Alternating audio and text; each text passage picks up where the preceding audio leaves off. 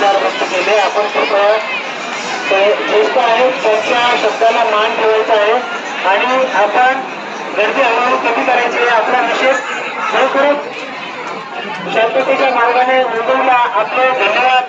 खूप खूप आम्ही आपल्याविषयी कृतज्ञता व्यक्त करतो आणि आपण यापुढे असे शांततेच्या मार्गाने आपण आणि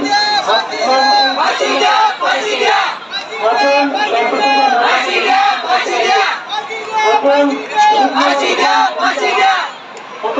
माता भगिनी सुद्धा मोठ्या प्रमाणात आलेल्या आहेत.